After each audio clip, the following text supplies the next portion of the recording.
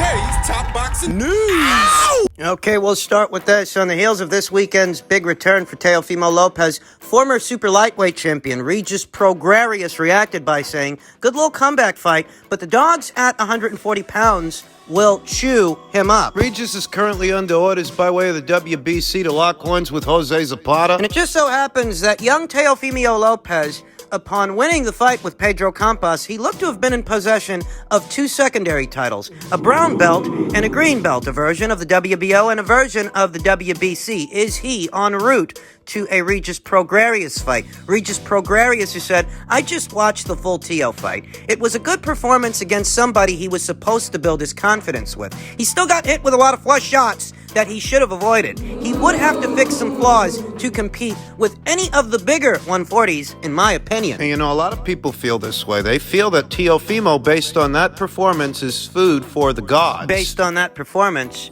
at 140 pounds, but I have my reservations. I remember when Oscar Valdez first moved up to the 130-pound division. Lackluster showing. Didn't look nothing spectacular at all. He looked like food for the gods. The gods at 130 pounds. And a lot of people, myself included, they didn't like his chances against Miguel Berchelt. But you saw what he did to Miguel. Leading up to that Miguel Berchelt fight, Oscar had two fights. Two fights at 130 pounds, two fights as a super featherweight. The Adam Lopez fight that he won by technical knockout, and the Jason Valdez fight that he won by technical knockout. And those two fights did very little to convince people that he was ready for Miguel Berchelt, the same way that Teofimo's performance this past weekend did very little to convince people that he's ready for a Prograis, that he's ready for a Zapata, a Ramirez, so on and so forth. Now, what I'm saying here, if you think based on this weekend's performance that Teofimo's not ready for these upper echelon guys, it's because he probably isn't. It's because he isn't.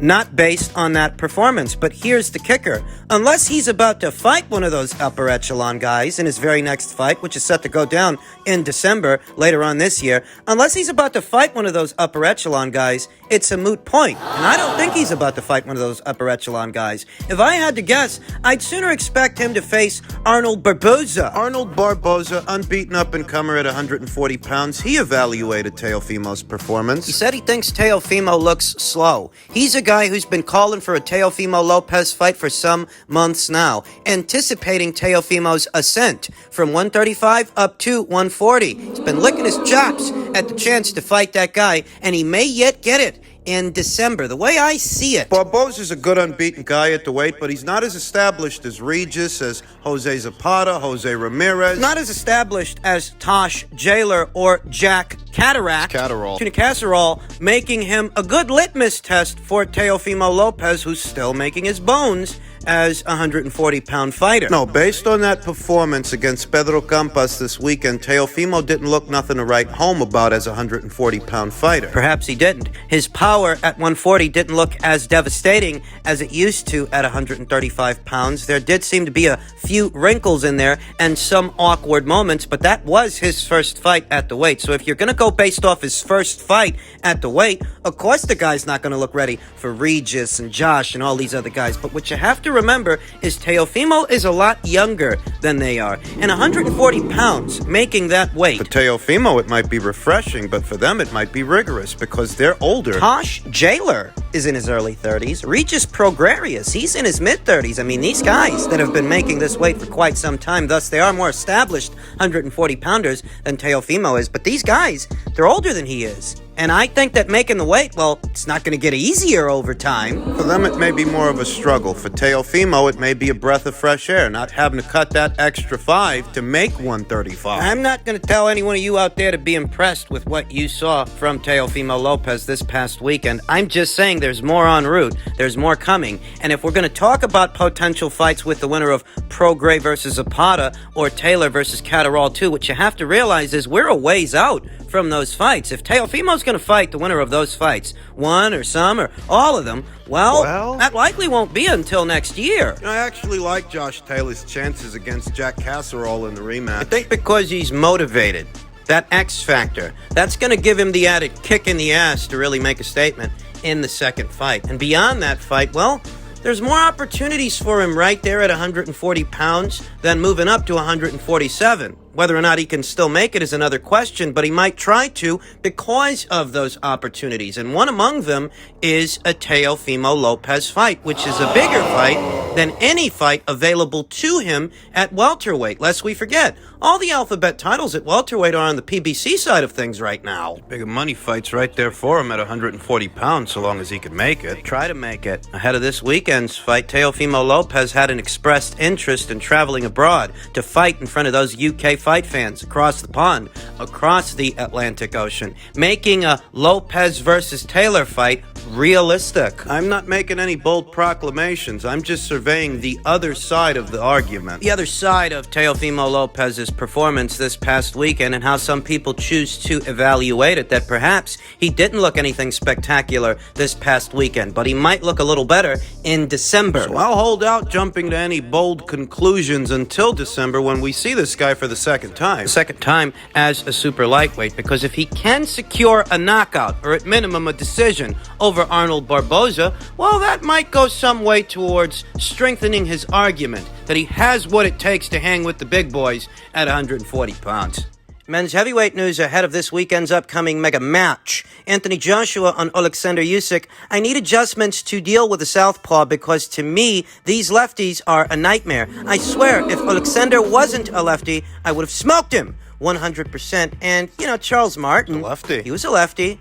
Anthony Joshua didn't have any problems with him. I know that Alexander's 10 times the boxer that Charles Martin is. I'm just addressing the comment. Was it that Alexander is a southpaw that troubled Anthony Joshua, or was it that he's just a really good boxer who just so happens to be a southpaw? Not all southpaws are created equal. That's for goddamn sure. It sounds crazy, said Anthony Joshua, but I'm not gonna lie. My objective was never to hurt him. My aim was to go the full 12 and prove that I could box as well as he does, but I didn't work hard enough to prepare for a 12-round fight at that pace. Matt, I can believe that because that's the way he fought. Attempting to pick his spots, fencing with the jab, looking for openings as opposed to imposing his size and his will, stepping into his own jab and taking chances. It looked to me like Anthony Joshua really was trying to win the boxing match with the boxer when he should have been... Don't play the boxer, play the brawler. It's an old saying. You fight the boxer and you box the fighter. Say it again. You fight the boxer and you box the fighter. Don't try to beat him in his own game. You can't do that. You've got to do the opposite of what he wants. If he wants a boxing match, you give him a brawl. And if he wants a brawl, you box him and deprive him. Give him a boxing match, a boxing lesson. Anthony Joshua was quoted as saying, not everyone can be like Mike Tyson. Mike Tyson was sent from heaven to grace us with his boxing talent. Mike is a unique specimen. I can learn from him, but I cannot ever be anything like Mike Tyson. He was a separate case, in my opinion. A 1 in a million fighter, in my own opinion. Mike Tyson in his prime was a thing of beauty. You never saw nothing like this. Heavyweight, you can't keep off you. Heavyweight, that kind of speed, lightning fast, sharp, power. You want to call me nostalgic? Call me nostalgic.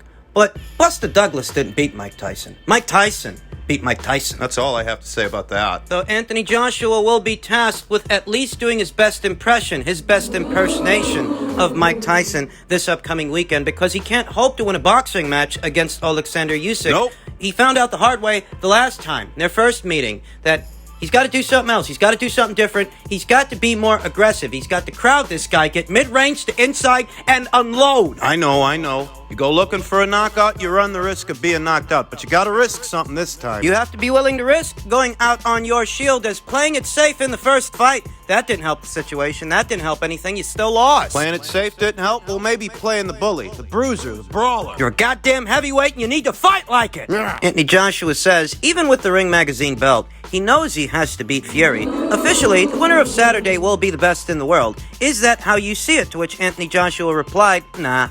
Unless he being Tyson Fury, is 100% retired, you've got to beat Tyson Fury as well. I won't deny that if Tyson Fury decides to unretire shortly after the outcome of this fight is decided, there will be a demand to see the winner of the fight take on Tyson Fury amongst the fans. The spectators in what is this spectator sport, they're going to want the winner of the fight, regardless of who it is, to take on Tyson Fury if Tyson Fury decides to unretire. But neither Anthony Joshua or Joshua-Usyk have ever had any aversion to facing Tyson Fury. It's Tyson Fury that's expressed a wavering commitment, not them. A lot of people don't feel that Tyson Fury is really retired. They feel that what he's doing is waiting out the outcome of this fight. But if that's what it is and that's all he's doing, why the 2 retirement announcements? What was the point of all of that? If he's not really retired and he's just waiting for the winner of this fight to emerge, why tell the world that you're walking away from the sport? Why tell the world that you're retired? Why relinquish the Ring magazine belt? What's that all about? Why are you doing all that? Eddie Hearn thinks that Tyson Fury is insecure, and all of these announcements he's making are his attempts to steal Anthony Joshua and Joshua-Usyk's thunder. Attempting to eclipse their upcoming mega match by making constant headlines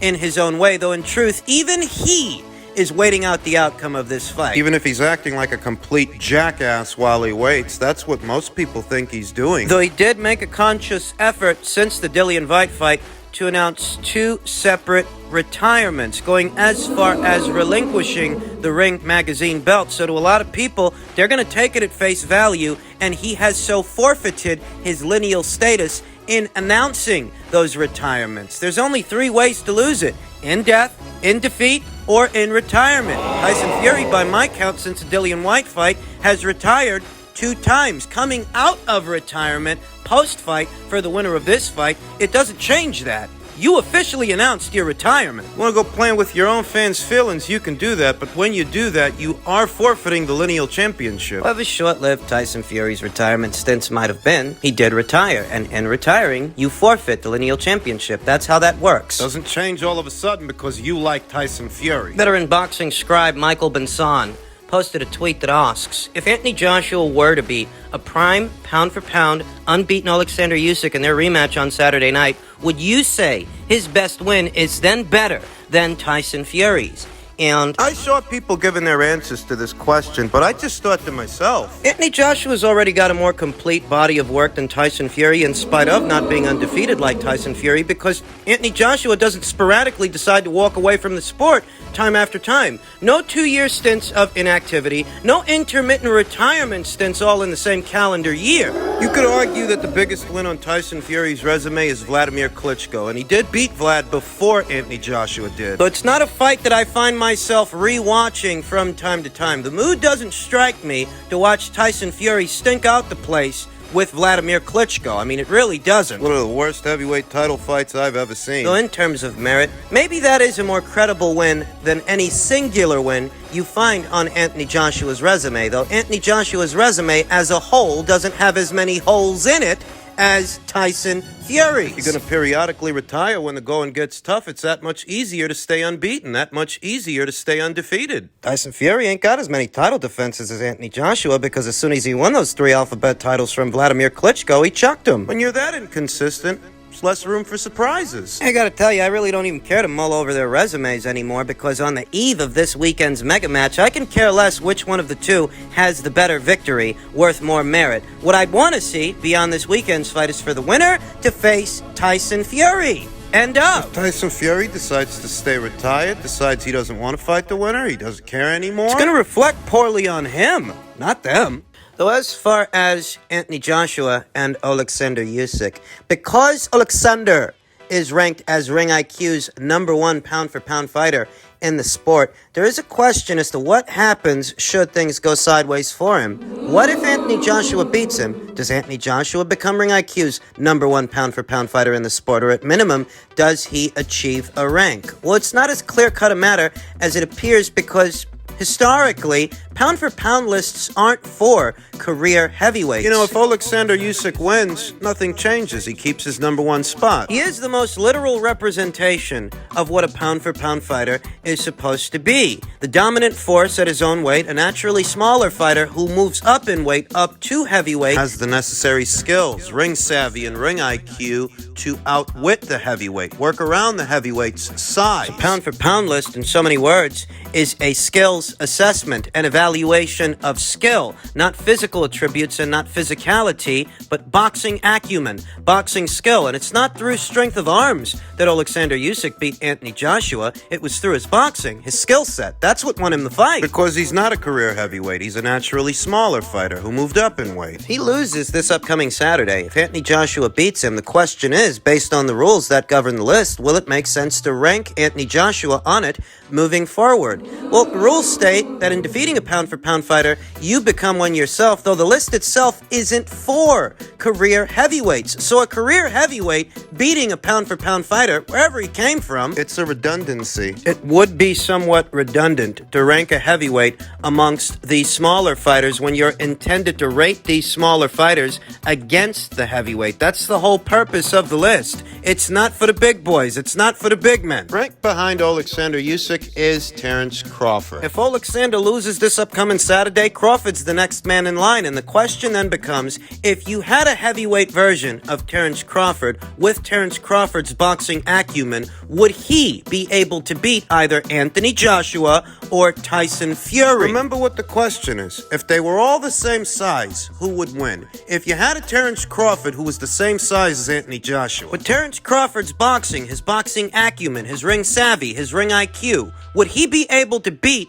Anthony Joshua on skill alone? understand that there is a bit of a gray area there because the rules indicate in defeating a pound-for-pound fighter, you become one yourself. But the unspoken rule is that the list isn't for career heavyweights. It's not for guys who debuted in the heavyweight division and have campaigned there ever since. It really is for the naturally smaller fighters that campaign below heavyweights. It's not for the heavyweights because in a real-life setting, the heavyweight superiority is already implied by way of their size advantage. And what the list itself is attempting to do is remove those size advantages in order to determine who's the more skilled fighter, who is the more skilled boxer. Because a heavyweight could likely trounce even the most skilled welterweight, but it's not because he's more skilled than that welterweight, it's because he's bigger. Not better, not necessarily. I'll tell you one thing, if Alexander loses this weekend, Terence Crawford will then move into that #1 spot. He is the next runner-up for that #1 crown. Whether or not Anthony Joshua should be ranked somewhere on the list, should he beat Alexander Usyk? Well, that's a little bit more dicey.